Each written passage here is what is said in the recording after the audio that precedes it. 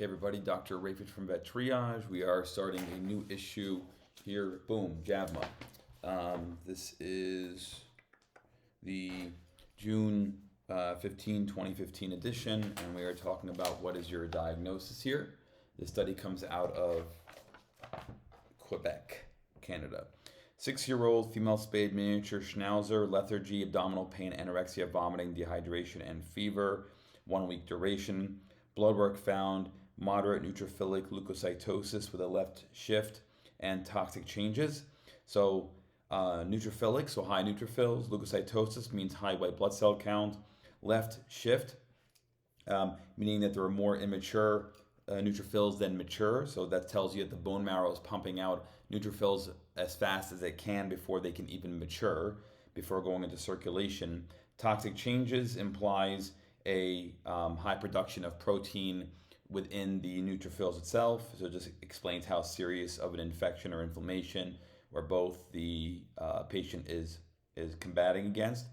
Mild thrombocytopenia, so low platelet count, and that can be due either to sequestration, decreased production, loss, or destruction. High sodium, low chloride. Urine testing found proteinuria, so protein in the urine. Isocynuria, which means that the urine is not being concentrated adequately. High white blood cell count, called leukocyturia, and bacteria in the urine as well. Mostly they were rod bacteria. So they collected radiographs, and on the radiographs here, it's going to be hard to see, of course, in this imaging, but this is the kidney. It's got irregular contours to it, and then around the kidney there is what looks like fluid buildup in the perirenal space and retroperitoneal space. And here's another on the ventrodorsal view, the kidney being poorly defined and irregular. They couldn't see the other kidney on the radiographs, but that's not that unusual. And then the colon is also displaced caudally and dorsally, maybe due to fluid accumulation or mass effect. So the kidney was irregular borders, ill-defined. The retroperitoneal space had what seems to be a mixture of fat and soft tissue opacities. The colon was displaced, and the dog also had a small liver and congenital vertebral malformations. Differential diagnoses include retroperitoneal effusion, steatitis, or infiltration. Causes include cancer of either the kidney or the adrenal gland, inflammation, or urinary tract rupture or hemorrhage. So they performed an abdominal ultrasound, which found here an irregularly shaped kidney with dilated renal pelvis and fluid and inflamed fat around it. So the abdominal ultrasound found an irregularly shaped enlarged right kidney with hyperechoic cortex and moderate pylectasia, which is dilated renal pelvises.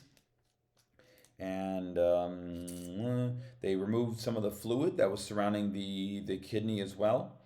And they found that fluid was thick, hemorrhagic, purulent exudate with neutrophils, erythrocytes, intra and extracellular rod bacteria.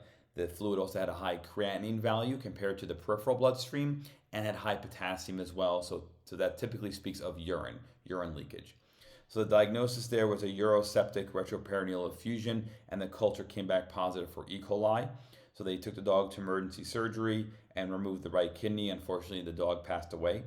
The histology of the kidney found severe pyonephritis, which is purulent inflammation of the kidney, resulting in severe suppurative necrotizing retroperitoneal inflammation and severe renal tubular degeneration and necrosis. So don't forget the kidneys are in the retroperitoneal space, and then a portion of the ureter as it leaves the kidneys is also in the retroperitoneal space. The ureter then exits the retroperitoneal space and is now in the peritoneum until it enters the bladder again, where a portion of it will become retroperitoneal into the urinary bladder.